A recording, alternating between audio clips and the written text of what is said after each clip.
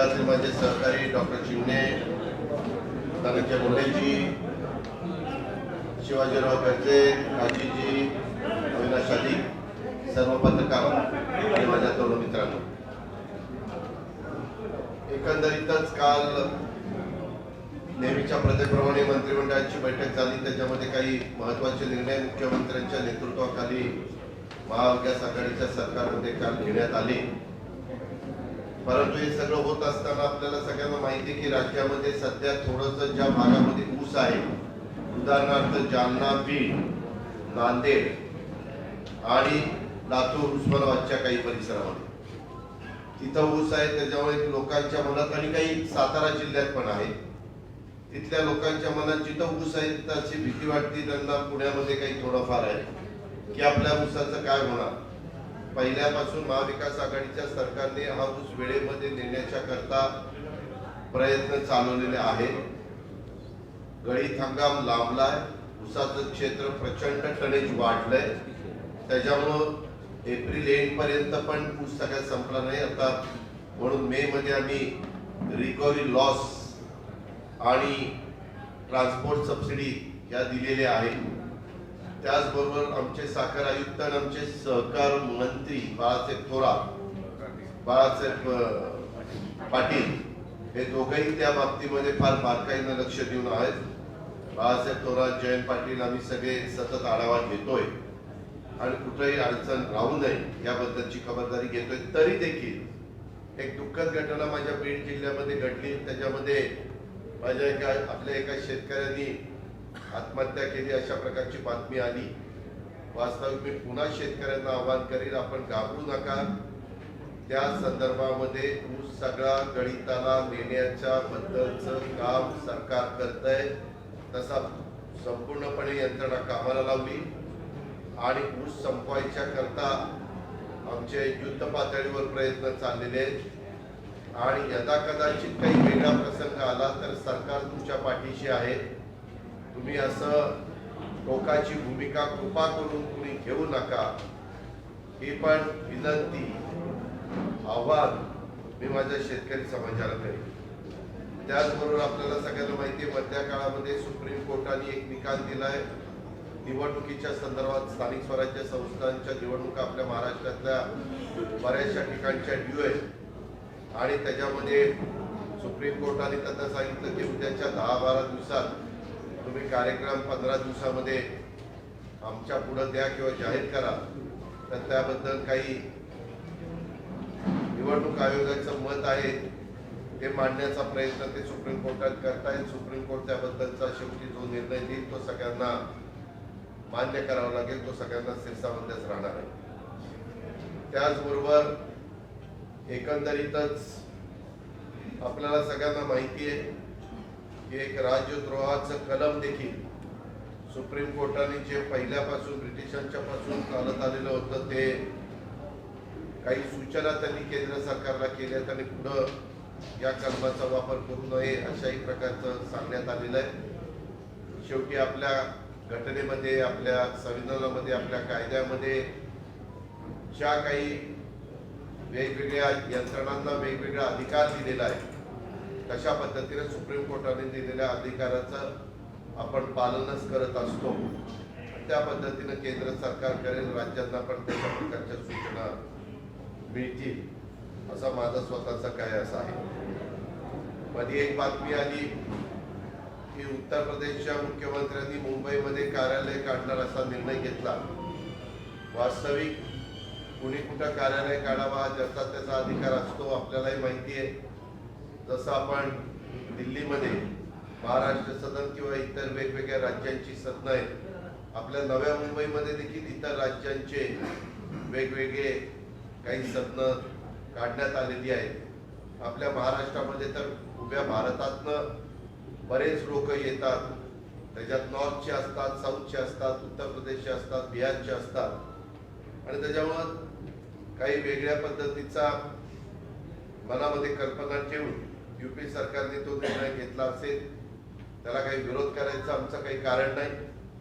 आम्हालाही उद्या जर वाटलं तर आम्ही पण उत्तर प्रदेशमध्ये जाऊन कार्यालय त्या ठिकाणी काढू शकतो. पण एकंदरीत लोकांनी त्याच्यातनं गैरसमज निर्माण करून घेण्याचं कारण नाही, घाबरून जाण्याचं कारण नाही. त्या संदर्भामध्ये आपल्या भारतामध्ये कुठेही कुणालाही कार्यालय उघडता येतात, काढता येतात, घर पण त्या ठिकाणी घेता येतं. त्याची पण नोंद सगळ्यांनी घ्यावी आणि त्याच्यातून कुठला वेगळ्या प्रकारचा प्रचार आणि प्रसार देखील करण्याचं काही कारण नाही. तिसरी गोष्ट, अजून एक गोष्ट म्हणजे मधल्या काळामध्ये काँग्रेसच्या प्रांताध्यक्षांनी एक निवेदन केलं, एक स्टेटमेंट केलं की आम्हाला खंजीर खुपसण्याचं काम झालं. वास्तविक नानांचं ते स्टेटमेंट हास्यास्पद वाटतं, कारण नानाच पाठीमागं कुठल्या पक्षातनं काँग्रेसमध्ये आले तर तुम्हाला माहिती आहे. ते भाजपमध्ये स्वतः होते. मग आता भाजपने म्हणायचं का आमच्या पाठीत खंजीर खुपसला आणि ते तिकडे गेले? हे तेवढ्या पुरतं हेडलाईन मिळवण्याच्या करता पाठीत खंजीर खुपसणं वगैरे वाक्य कदाचित त्यांना बरं वाटत असेल, परंतु संघटनेमध्ये प्रत्येक पक्ष आपापल्या परीनं काम करत असतो. आमचं आघाडीचं सरकार आहे, महाविकास आघाडीचं सरकार आहे, त्याच्यात शिवसेना, राष्ट्रवादी काँग्रेस काम करत आहे. मागे देखील काँग्रेस आणि राष्ट्रवादी काँग्रेस काम करायचं, परंतु राज्य स्तरावर, देश स्तरावर निर्णय घेत असताना राष्ट्रीय पातळीवरचे नेते निर्णय घेतात, राज्य पातळीवरचे नेते निर्णय घेतात. जिल्ह्यांच्या मध्ये अनेक ठिकाणी वेगवेगळ्या प्रकारच्या घटना घडतात. तिथली राजकीय परिस्थिती, तिथली भौगोलिक परिस्थिती, तिथं वातावरण योग्य सर्वांच्यात राहण्याच्या करता सर्वच राजकीय पक्ष जे आम्ही आघाडीमध्ये एकत्र आहेत त्यांच्यामध्ये समन्वय असला तर हे प्रश्न निर्माण होत नाही. मागे जर काही उदाहरणं द्यायची म्हटलं तर काँग्रेसनी पण काही तालुक्याच्या ठिकाणी, जिल्ह्याच्या ठिकाणी भाजप बरोबर पण संधान बांधलेलं आपल्याला माहिती आहे. मी त्याला फार महत्व देऊ इच्छित नाही, पण जबाबदार नेत्यांनी वक्तव्य करत असताना आपल्या वक्तव्याचा कुठं काही वेडावाकडा अर्थ निघून वेडावाकडा परिणाम होणार नाही याही बद्दलची काळजी घ्यावी. काँग्रेसला काँग्रेस पार्टी वाढवण्याचा अधिकार आहे, राष्ट्रवादीला राष्ट्रवादी वाढवण्याचा अधिकार आहे, शिवसेनेला शिवसेना पक्ष वाढवण्याचा पूर्णपणे अधिकार आहे. पण हे सगळं होत असताना आत्ताच्या घडीचं परिस्थिती लक्षामध्ये घेता हे तिघं एकत्र आले तरच बहुमताचा आकडा 145 पार करता येतो आणि सरकारमध्ये राहून जनतेची कामं करता येतात. याही गोष्टीची नोंद सर्वांनीच घ्यावी असं माझं स्पष्ट मत आहे. त्याबद्दल राज्य स्तरावर आमची मध्ये मुख्य पवार साहेबांनी बैठक घेतली होती. त्याच्यामध्ये आम्हाला त्यांनी सांगितलं की आपली आघाडी स्थानिक स्वराज्य संस्थांमध्ये ठेवायची आहे, पण जिल्ह्याच्या स्तरावर काही वेगळे प्रश्न असतील तर काही प्रमाणात जिल्ह्याच्या स्तरावर तिथले आमचे राष्ट्रवादीचे अध्यक्ष, तिथले आमचे पालकमंत्री किंवा संपर्क मंत्री, तिथले आमचे आजीबाजी आमदार, आजीबाजी खासदार यांना काही प्रमाणातल्या मुभा देण्यात आलेले आहे. हे त्याबद्दलचं आमची भूमिका मी मांडू इच्छितो. आता ह्याच्या व्यतिरिक्त आपल्याला काय विचारायचं असेल तर विचार. कुठेतरी वाटतं का की नाना पटोलेंनी जे वक्तव्य केलं ह्याचा परिणाम एकतर राज्यात महाविकास आघाडी सरकारवर होऊ शकतं, कारण ते म्हणतात आम्ही हायकमांडला अशा पद्धतीने सांगू आणि ज्या पद्धतीने त्यांचं पुन्हा हे वक्तव्य आहे की याआधी आमचे नगरसेवक फोडले होते, मालेगावचा त्यांनी उल्लेख केला, वारंवार राष्ट्रवादी आम्हाला ज्या पद्धतीने वागवते, आम्ही हायकमांडला सांगू आणि आता पाठीत खंडित. त्यांनी पण राष्ट्रवादीचे काही पदाधिकारी त्यांच्याकडे घेतलेत ना, काही कार्यकर्ते घेतलेत ना. मी मगाशीच सांगितलं की आम्ही दोघांनी मिळून 99 ते 2014 15 वर्ष सरकार चालवलं आघाडीचं.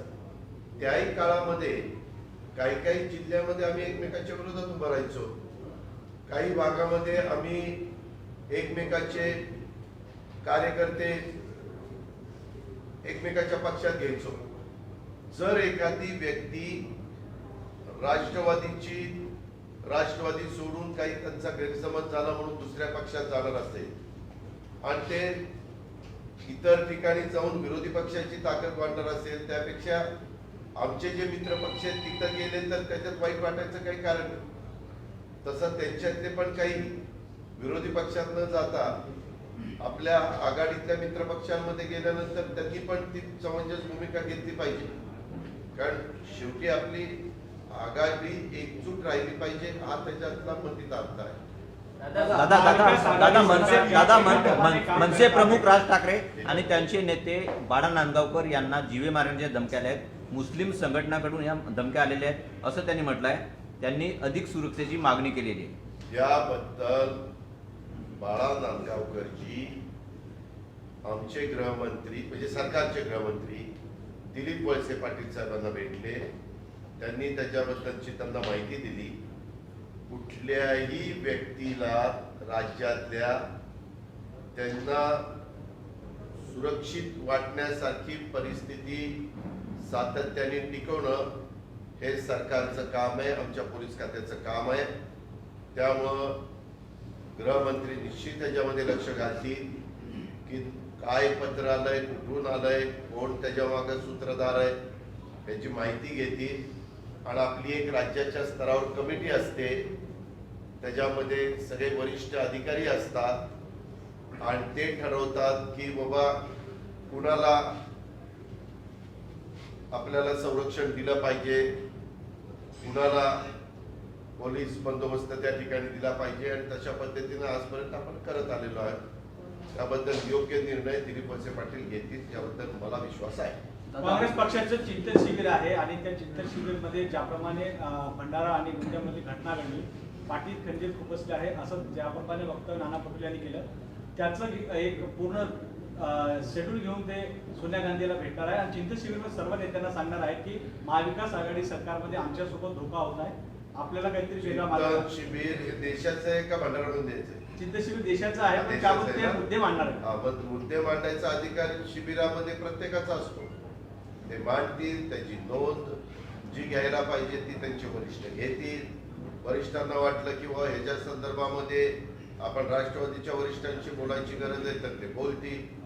या घटना घडत असतात, त्या आज नाही घडल्या.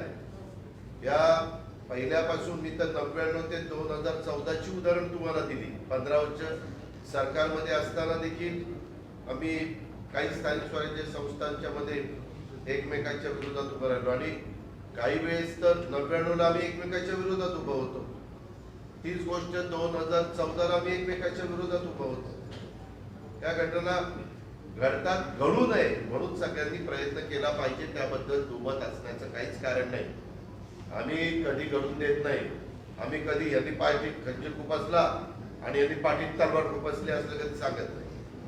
नाना पटोलेंकडून पुन्हा एक वक्तव्य आले की राष्ट्रवादी ही सत्ता पिसासू आहे. यावरती प्रतिक्रिया. दुसरी गोष्ट म्हणजे आता नाना पटोलेंनी सांगावं. आता नाना पटोले पूर्वी काँग्रेसमध्ये होते, काँग्रेस भाजपमध्ये गेले, भाजपासून काँग्रेसमध्ये आले. आता कशाला काय आपलं जागलीबूट 1.25 लाखाची सगळ्यांनी अपेक्षा नंदुरबार असेल, धुळे असेल, एकंदरीत नागपूर पंचायत समितीच्या सुद्धा निवडणूक आहेत. या ठिकाणी सुद्धा भंडारा आणि गोंदियामध्ये जो प्रकार झाला तो पुन्हा दिसू शकतो का, किंवा त्यासाठी काही आता तुमच्या सूचना असतील? तिथं आम्ही एकोप्याने लढा असं सांगणार, परंतु शेवटी तिथला अधिकार त्या त्या पक्षाच्या स्थानिकांना देणार. एकोप्याने जर एखाद्या ठिकाणी आमच्या 3 पक्षामधले दोघं एकमेकांच्या विरोधात लढूनच ती निवडणूक होणार असेल तर कार्यकर्ते मग कधी ऐकत नाही. शेवटी त्यांनाही वाटतं की आम्हाला संधी मिळणार आहे का नाही. संभाजीराजे आज वेगळी भूमिका जाहीर करणार आहे. आज त्यांनी म्हटलंय की ज्याप्रमाणे मराठा आरक्षण मिळालं नाही, सरकारही मराठा आरक्षणावर लक्ष देत नाही असं त्यांनी वारंवार आरोप केला आहे आणि त्यांनी आंदोलन पण केलं आहे. आज वेगळी त्यांची भूमिका असणार आहे. आज ते काय भूमिका जाहीर करणार आहे तुम्हालाही माहित नाही, मलाही माहित नाही. तुम्ही अनेकांनी त्यांना खोदून प्रश्न विचारले. ते ज्यावेळेस देवेंद्रजींना भेटायला गेले होते त्यावेळेस त्यांनी सांगितलं मला जे बोलायचं ते बोलू.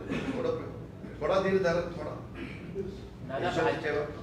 थोड्या वेळाने कळेल काय त्यांना बोलायचं. भाजपने एक व्हिडिओ ट्विट केला आहे शरद पवारांचा आणि त्यामध्ये शरद पवार हे नास्तिक आहे अशा पद्धतीने दाखवायचा प्रयत्न केला पाहिजे. तो केविलवाणा प्रयत्न आहे. तुम्ही जर पवार साहेबांची टोटली भाषण वाचलं, साहेबांनी एका कवीचा, तुम्ही नीट ऐका, कवीचा दाखला दिला. त्या कवीनं काय ते केलंय ते सांगितलं. यांनी काय केलं तेवढंच सांगून पुढचं सगळं कट केलं की असलं कशाला राजकारण करायचं. साहेबांनी एक उदाहरणाखातर ते सांगितलं की बाबा जे ब्रह्मा विष्णू महेश यांना मूर्त्या घडवण्याचं काम करतात त्यांच्याबद्दलचं त्या कवितेमध्ये जे काही वक्तव्य आलं ते सांगितलं. पुण्यामध्ये किडनी रॅकेटचा एक प्रकार समोर आलाय. रुबी हॉस्पिटलमध्ये जे ग्रँड डॉक्टर आहेत त्यांच्यावर देखील गुन्हा दाखल झालाय. काही दिवसांपूर्वी ससून हॉस्पिटलमध्ये देखील असेच प्रकार त्याबद्दल स्वतः सार्वजनिक आरोग्य खात्याचे मंत्री राजेश टोपेंनी हिअरिंग दिलेलं होतं. ते हिअरिंग त्यांनी ऐकून घेतलंय. आता त्याबद्दलचा निर्णय राजेश टोपे देतील.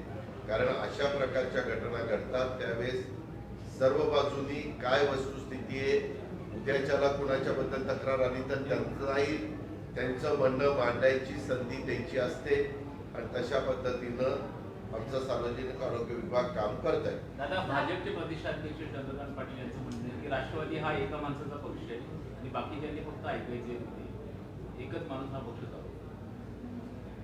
तुम्हाला एक माहिती आहे का, बहुतेक ठिकाणी तीच परिस्थिती असते. शिवसेना फक्त बाळासाहेब ठाकरे हे शिवसेना चालवत होते, बाकीचे सगळे सहकारी त्यांना सपोर्ट करत होते. आजच्या घडीला जे भाजपचे राज्याचे अध्यक्ष म्हणतात त्यांनी किती कुणी सांगितलं तर तरी देखील नरेंद्र मोदी साहेबांचा करिश्मा आला म्हणून यांना सगळ्यांना संधी मिळाली. त्यांना याच्यात बाकीच्या स्वतःमुळे संधी मिळालेली नाहीये. ही गोष्ट सगळ्यांनी लक्षात घ्यावी. आम्हालाही आम्ही पवार साहेबांच्या मार्गदर्शनाखाली काम करतोय. आम्ही साहेबांच्या फोटो लावतो तेव्हा आम्हाला त्या ठिकाणी मतं मिळतात. पक्ष असत आता तिथं स्टॅलिन आले, ममता बॅनर्जी आले. ममता बॅनर्जीची जेव्हा भावाची लोक सगळी सोडून गेली परंतु ती एकटी लढली ना. तिथं ते आल्यानंतर गेलेले परत आले, चला आता परत आपल्या घरी जाऊया म्हणून. तीच गोष्ट तुम्ही बघितली तर नवीन पटनाईक, बिजू पटनाईकांची सातत्याने त्यांच्या पाठीशी ओरिसाची जनता, ही गोष्ट तेवढीच निर्वार सत्य आहे. त्याच्यामुळं त्याच्या पाठीमागच्या काळात काँग्रेसमध्ये इंदिराजी असतील, राजूजी असतील, या नेत्यांच्याकडे बघून जनता त्यांच्या पाठीशी उभी राहत होती. आता त्याच्यानंतरच्या काळामध्ये यांचं मोदी साहेबांचं करिश्मा आहे. वेगवेगळ्या राज्यामध्ये वेगवेगळ्या, आता तिथं जगमोहन म्हणून आमचे जगनमोहन याचे मुख्यमंत्री आंध्र प्रदेशचे, तर ते जगन रेड्डींच्याकडे बघून तो पक्ष सत्तेवर आला ना, YSRचा आला ना. तीच गोष्ट आपल्या तेलंगणामध्ये देखील एकट्या नेत्याकडे बघून हे केलेले. त्यांनी सांगितलेलं बरोबरच आहे, आम्ही कुठं चुकीचं आहे म्हणतो. त्यांच्या सूचनेला माझा अनुमोदन आहे. देवीच्या मंदिरामध्ये संभाजीराजेंना जाऊ दिलं नाही, त्यामुळे आता एक आक्रमक पवित्रा कार्यकर्त्यांनी घेतला संभाजीराजेंच्या तुळजापूर. मी त्याची माहिती घेतली. त्यामध्ये ज्यांनी ते केलं त्यांना काहीतरी नियमावली ठरवून दिलेली आहे आणि त्याच्यातनं त्यांनी सांगितलं की उशीर झाला म्हणून ती वेळ संपून गेली होती. वास्तविक अशा की ज्यावेळेस गोष्टी घडतात त्यावेळेस सगळ्याच गोष्टी अगदी नियमावर तंतोतंत बोट ठेवून चालत नाही. थोडस शिथिलता दिली असती तर हा प्रश्न इतका चर्चेला पुढे आला नसता, असं माझं मत आहे. दादा, अयोध्येला जाण्याच्या संदर्भामध्ये अयोध्येला जाण्याच्या संदर्भात राज ठाकरे असतील किंवा आदित्य ठाकरे असतील यांना तिथे स्थानिक पातळीवर विरोध होतोय. मुळात अयोध्येला जाण्याचा अट्टहास हा हिंदुत्व अजेंडा दाखवण्यासाठी आहे, राजकारण करण्यासाठी. मला अजून माझी त्यांची मीटिंग झाली नाही किंवा मी त्यांना विचारलं नाही. कारण ज्याचं त्याचं स्वतःची भूमिका असते. आता तुम्हालाही उद्या कुठं जायचा तुमचा अधिकार आहे आणि ते कितपत सगळीकडे जग जाहीर करायचं त्यांना सांगता आपलं विमान पकडून, रेल्वे पकडून, स्वतःची गाडी घेऊन जायचा हा त्याचा अधिकार आहे. काही जण त्याचा खूप मोठ्या प्रमाणात प्रोपगंडा करतात, काही जण त्याची जास्त चर्चा करत नाही.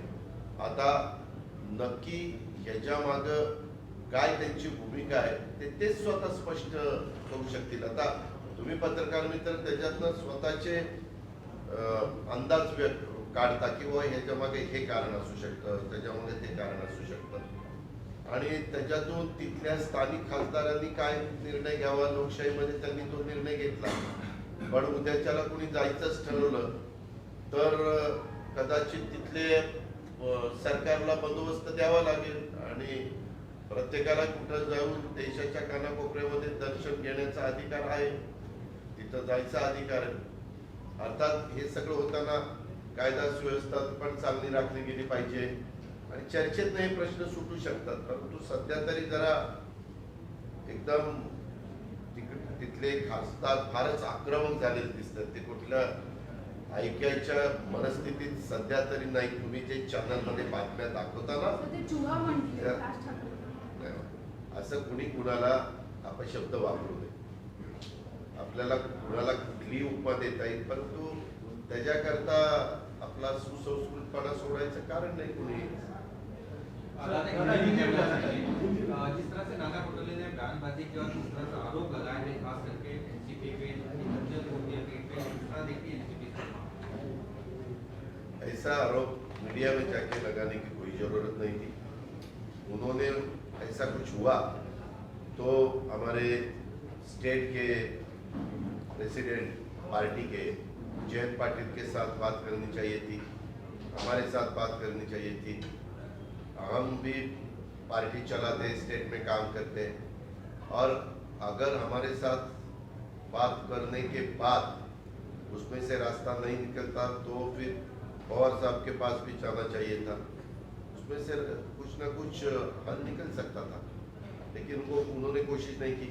अभी उन्होंने वैसा स्टेटमेंट किया, उनके खिलाफ मैं भी स्टेटमेंट दे सकता हूँ. लेकिन सर उनका कहना है जयंत पाटिल साहब से हमने इस बारे में बात किया लेकिन उधर से कोई रिस्पांस नहीं आया, ये तक बोला उन्होंने. हमने इसके बारे उसके बारे में मुझे मालूमात नहीं है. कल उसके बारे में जयंत पाटिल साहब का स्टेटमेंट आपने सुना है लेकिन जयंत पाटिल और मैं 2 दिन पहले उनकी कॉन्स्टिट्यूंसी में एक कार्यक्रम था वॉलीबॉल का, तो उसमें हम बैठे थे एक साथ और वहाँ से आते वक्त भी बम्बई में एक साथ आए तो उन्होंने वैसा मुझसे कुछ बताया नहीं. मैं पूछूंगा. आपको लगता है कि पब्लिसिटी स्टंट है कौन सा? नाना पटोले का स्टेटमेंट? नहीं कुछ हुआ होगा, ऐसे तो बहुत जगह होता है. हमारे वैसे तो हम पहले सब एक पार्टी में थे कांग्रेस में, बाद में कांग्रेस अलग हुई. कांग्रेस वैसी रही, हम अलग हुए क्योंकि हमें हमारे लीडर को वहाँ से निकाला पार्टी में से, संगमा जी को, तारिक अनवर जी को, पवार साहब को और बाकी साथियों को, बाकी लीडरों को. फिर उन्होंने वो ये पार्टी निकाली, उसको 22-23 साल हो गए. आदित्य का मोदी सरकार अगले महीने में 8 साल पूरा कर रहा है. आपको लगता है कि as a finance minister state से आपला हिंदी न्यूज सुरू हिंदी दोन्ही जी न्यूज स्टडी तो 8 साल पूरी कर लिए, आपको लगता है कि क्या मोदी सरकार सक्सेस हुई है एज अ फाइनेंस मिनिस्टर? क्योंकि इंडस्ट्री रहे, जीएसटी रहे, देखो मोदी साहब को 2 दफा कंपिंग मेजॉरिटी से भारत के लोगों ने जीत के दिया है, जिता के दिया है. अभी वो उनका काम कर रहे हैं, उनको उनका काम ठीक लगता होगा लेकिन एक है आज महंगाई बहुत बढ़ गई. गैस के रेट देखे, पेट्रोल डीजल के रेट देखे तो आपको पता चलेगा कि बहुत महंगाई बढ़ गई. तो वो तो कम करने के लिए सेंट्रल गवर्नमेंट ने कुछ ना कुछ कोशिश करनी चाहिए. और बीच में 2 साल अपने देश के सभी जगह में कोरोना था, उसके वास्ते जो डेवलपमेंट होनी चाहिए थी बहुत से रुक गई थी, उसको ज़्यादा सपोर्ट करना चाहिए. उनके लिए कुछ ऐसे फैसले लेने चाहिए कि जिससे बाहर से भी इन्वेस्टमेंट आ सकती है, बाहर से आउट ऑफ इंडिया में से भी आ सकती है और स्टेट में से भी अलग अलग स्टेट में आ सकती है. ऐसा हुआ तो हमारे जो यंग जनरेशन है उनको रोजगार मिल सकता है. और रूरल एरिया में अभी थोड़ा सा जो आपने देखा फर्टिलाइजर के रेट बहुत बढ़ गए, तो उसमें नाराजगी है। हम जब चाहते हैं उसमें कुछ कम करने की उन्होंने कोशिश की, लेकिन जिस हिसाब से कम करना चाहिए था वैसा नहीं हुआ। इसीलिए रूरल के भी फार्मर्स नाराज है कि बहुत ही दाम बढ़ गए। ऐसी सिचुएशन है। योगी सरकार यहाँ मुंबई में अपना एक ऑफिस खोलना चाहती है, खासतौर पर उत्तर भारतीय और यूपी के लोगों को टारगेट करते हुए। इस फैसले को आप किस तरीके से देखते हैं? हर एक को अपने देश में कहीं भी जाके खुद का ऑफिस खोलने का अधिकार है। राज ठाकरे को धमकी मिली है, मतलब कि बाकायदा उनके नेता ने शिकायत की गृह मंत्रालय को, किस तरह से उनका सुरक्षा के लिए सरकार किस तरह से प्रयास करेगी, क्या उनकी सुरक्षा दी जाएगी? उसके बारे में हमारे home minister mister Dilip Walse Patil के पास वो लेटर लेके बाला नांदगावकर एक स्टेट मिनिस्टर वो खुद गए थे। उन्होंने कंप्लेंट की, हमारे होम मिनिस्टर ने वो सुन ली है। उसके बारे में एक कमेटी रहती है, वो कमेटी के पास शायद उन्होंने वो लेटर दिया होगा, और क्या किसी को बंदोबस्त देना चाहिए, किसी को क्या करना चाहिए, कौन सी कैटेगरी में बंदोबस्त देना चाहिए, ऐसे कमिटी डिसिजन लेके वो डिसिजन ले लेंगे। मगाशी तुम्ही जे मला सांगितलं त्याच्यामध्ये तुम्ही पहा, आता तुम्ही मगाशी 8 वर्ष झाली वगैरे झाली, ही गोष्ट खरी आहे, पण आता श्रीलंकेची परिस्थिती काय झाली, मी आश्चर्यचकित झालो। रात्री मी चॅनलवर काही पाहत होतो, म्हणजे ज्या देशाच्या व्यक्तीला तिथं पंतप्रधान, मंत्रीपद, खासदारपद, आमदार वेगवेगळी पदं मिळत होती, ते खासदारांना पण खासदार असताना गाडी देते ढकलून पाण्यात। त्याच्यामध्ये कित्येक मंत्र्यांचे, कित्येक लोकप्रतिनिधींचे, पंतप्रधानांची घरं पेटून देत आहेत। आता तिथं कुणी जर बाहेर दिसलं तर गोळी झाडा अशा प्रकारचे आदेश दिलेले फायरिंगचे। भयानक आहे। म्हणजे एका लोक चिडली की ते महागाई नाही की तिथं परकीय चलनच संपलंय। तिथं जे फ्युएल मिळायला पाहिजे, बाकीचे जीवनावश्यक वस्तू मिळायला पाहिजे त्या मिळत नाही। असं वातावरण कुठंच होऊ नये। श्रीलंका पण आपल्या शेजारचं राष्ट्र आहे, आपले त्यांचे संबंध नेहमी चांगले राहिलेले आहेत। आणि नेपाळ असेल, नेपाळ श्रीलंका नव्हे तर देशातलं जगातले कुठलेही देश असले तरी अशा गोष्टी होत आहेत। आता ते युक्रेन रशिया अजून युद्ध संपेल, पण युक्रेनला आता मोठ्या प्रमाणावर अमेरिका मदत करायला लागली। काल पण खूप मोठ्या प्रमाणावर त्यांनी फायनान्शियली सपोर्ट जाहीर केलेला आहे। शेवटी असं एकमेकाच्या बद्दल वातावरण खराब करून, एकमेकाच्या विरोधात युद्ध करून हे प्रश्न सुटत नाहीत। हे प्रश्न चर्चेतूनच सोडले जातात। हे महात्मा गांधींनी अहिंसेच्या मार्गाने देखील दाखवून दिले ना त्या काळात। त्याचं खरं तर अनुकरण सगळ्यांनी केलं पाहिजे। ओबीसी आरक्षण को लेकर के क्या कुछ मंथन चल रहा है? सुनने में आ रहा है कि मुख्यमंत्री उद्धव ठाकरे शिवराज सिंह चौहान से बात करेंगे, आने वाले दिनों में चुनावी प्रक्रिया भी शुरू हो जाएगी। पर इसके बारे में कैबिनेट में थोड़ी बहुत चर्चा हुई, तब हमने सबने रिक्वेस्ट की कि इसमें महाराष्ट्र के चीफ मिनिस्टर ने मध्य प्रदेश के चीफ मिनिस्टर के साथ बात करनी चाहिए, क्योंकि मध्य प्रदेश में भी वैसा ही डिसीजन सुप्रीम कोर्ट ने उनके बारे में दिया है। तो अपने बारे में जो डिसीजन है वैसा ही उनका भी डिसीजन है। तो सब जो देश के स्टेट में चुनाव है, और उन्होंने खाली ऐसा नहीं कहा, मुझे लॉ डिपार्टमेंट और लॉयर कहते हैं कि ये सभी स्टेट को इसका बंधन है जो डिसीजन दिया है सुप्रीम कोर्ट ने। तो अलग अलग स्टेट में भी ओबीसी को प्रतिनिधित्व मिलने के लिए कुछ समस्या उसमें से खड़ी हुई है, वो समस्या हल करने की जरूरत है। उसके लिए सेंट्रल गवर्नमेंट ने भी इंटरफेयर करने की जरूरत है। अगर सेंट्रल गवर्नमेंट को ऐसा लगा कि नया बिल आना चाहिए तो वो भी लाना चाहिए, उसमें कुछ बदल करना चाहिए अपने कॉन्स्टिट्यूशन में, तो वो भी करना चाहिए। सभी जगह से सोचकर डिसीजन लेना चाहिए, ऐसा मेरा कहना है। लेकिन बीजेपी तो आरोप लगा रही है कि आघाड़ी सरकार ने इनिशिएटिव नहीं लिया और इसी के कारण जो है एम्पिरिकल डेटा कलेक्ट नहीं हो पाया, और यही कारण है कि अभी एम्पिरिकल डेटा के कारण ऐसा हुआ। ऐसा महाराष्ट्र में हुआ, तो मध्य प्रदेश में कैसा हुआ? सब लोग कोशिश करते हैं, ऐसा कोई भी नहीं। गवर्नमेंट में जो भी बैठता है वो हमेशा सबको साथ लेके जाने की कोशिश करता है। उसके अलग अलग डिमांड्स जो पूरा कर सकते हैं उसको सपोर्ट देता है, लेकिन ये पॉलिटिक्स है। हम जब रूलिंग पार्टी में है तभी ये नहीं हुआ तो ये फेल हुए। और मध्य प्रदेश में अभी क्या हम बोलने ने कहा था, हमने वैसे बात करने की कि मध्य प्रदेश का गवर्नमेंट फेल कर, उससे बजाय उनके साथ बात करके और बाकी साथियों के साथ बात करके अलग अलग चीफ मिनिस्टर को बात करके सब मिलके क्या प्रपोजल हम लेके जा सकते हैं, बड़े बेंच के सामने ले ज्यादा जो अभी 3 लोगों ने डिसीजन लिया तो उसमें बड़ा बेंच के सामने भी जा सकते हैं। मोदी सरकारला 8 वर्ष झाले आहे। मोदी सरकारला 8 वर्ष झाले आहे। बीजेपी ने नारा दिया है कि अयोध्या में बाकी है, काशी मथुरा बाकी है। ज्ञान माफी का मामला सामने चल रहा है। क्या लगता है पूरे देश में सांप्रदायिक मामले को भड़काने की कोशिश की जा रही, मंदिर मस्जिद के नाम पे? ताजमहल को लेकर सर सुनवाई भी शुरू अलग-अलग तरीके से सब अलग-अलग ताजमहल ज्ञान वापी अभी सबको लेकर। मैंने तो कल रात को सुना एक मेंबर ऑफ पार्लियामेंट बीजेपी के वो बोल रहे हैं कि ताजमहल हमारा ही है। अभी इतने साल हो गए एकदम अचानक, और यंग लेडी है वो, लेकिन राजघराने की है और उनका कहना है अभी हर एक को अपना अपना जो भी उनको ठीक लगता है वो मुद्दा सामने रखने का अधिकार है।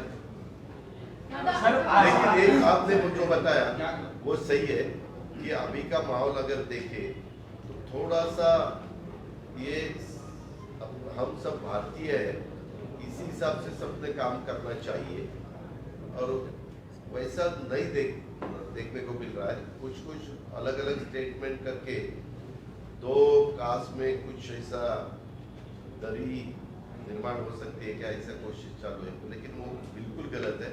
हमारे सोच तो यही है, हमारे चीफ मिनिस्टर उसी हिसाब से काम कर रहे हैं, हम सब उनको उसी हिसाब से सपोर्ट कर रहे हैं कि सब लोग ने मिलके काम करना चाहिए। Thank you sir, thank you. Shivraj Singh Chouhan यांच्याकडून मुख्यमंत्र्यांसोबत 10 मिनिटं फोनवरून चर्चा झाल्याची माहिती आहे। नाही, मला चर्चा काय झाली ती मला माहिती नाही, कारण आम्ही कॅबिनेटमध्ये मुख्यमंत्री महोदयांना विनंती केली होती, ते म्हणजे कॅबिनेट संपल्या मी त्यांच्याशी बोलीन। शेवटी सकारात्मकच काही निर्णय घेण्याच्या दृष्टिकोनातून चर्चा झाली असेल। रिव्ह्यू पिटिशन एकत्र दाखल करण्याचा महाराष्ट्र आणि मध्य प्रदेश त्याबद्दल 2 नेत्यांची काय चर्चा झाली मला माहिती नाही, तो अधिकार शेवटी मुख्यमंत्र्यांचा आहे, परंतु जो काही निर्णय घ्यायचा असेल तो निर्णय त्या ठिकाणी घेतला जाईल आणि मुख्यमंत्री महोदय त्याबद्दलचा पुरंदरच्या विमानतळाबद्दल शरद पवारांना अंदाज पडला की ते विमानतळ लवकरात लवकर व्हायला पाहिजे। नेमकं सध्या काय अडचण आहे? पुरंदरचं विमानतळ झालं पाहिजे असं पवार साहेब म्हणतात। नाही, कुठेही वेगवेगळी डेव्हलपमेंट झाली पाहिजे, त्याच्याबद्दल दुमत असायचं काही कारण नाही, परंतु काही नवीन निर्णय होत असताना त्यामध्ये दुसरा मतप्रवाह काही जण असतं, काही जण विरोध करतात, इथं नको इथं नको इथं। कारण शेवटी हवाई उड्डाण मंत्रालय जे आहे त्यांनी त्याच्यात चेक करावं, डिफेन्स मिनिस्ट्रीने चेक करावं की बाबा कसे लँडिंग होणार आहे, कसे टेक ऑफ होणार आहे। ते करत असताना आपल्या इथं जे काही डिफेन्स हे चालतं, काम चालतं, म्हणजे त्यांना ट्रेनिंग देण्याचं वैमानिकांना आपल्या विमानतळावर इथं कुठं अडचण येता कामा नये, या सगळ्या गोष्टी बघून मध्ये केंद्राची टीम पण आलेली होती, त्याच्यामध्ये चर्चा पण चाललेली आहे आणि त्या संदर्भामध्ये पालकमंत्री या नात्याने माझा पूर्णपणे लक्ष आहे, मी पूर्णपणे प्रयत्न करतो। फक्त मी कुठं जास्त स्टेटमेंट करत बसत नाही, कारण काही स्टेटमेंट केलं की तुम्ही विचारता ती जागा कुठं आहे, खाली आहे का वर आहे, डावीकडे आहे की उजवीकडे आहे, त्याच्यात नवीन प्रश्न निर्माण होतात। त्यापेक्षा पुढच्या भवितव्याच्या दृष्टिकोनातनं आपल्या पुणे जिल्ह्याला कोल्हापूर, सातारा, सांगली, सोलापूर, पुणे, नगर हा सगळा जो टापू आहे त्यांना आंतरराष्ट्रीय दर्जाचं विमानतळ 24 तास खुलं असणारं झालंच पाहिजे, याबद्दल सरकार देखील तितकंच आग्रही आहे। कारण पुण्याचं विमानतळ अनेकदा सकाळी 10 पर्यंत आपल्याला बंद असतं, का तर तिथं ते डिफेन्सच्या ताब्यामध्ये आहे। धन्यवाद। थँक्यू।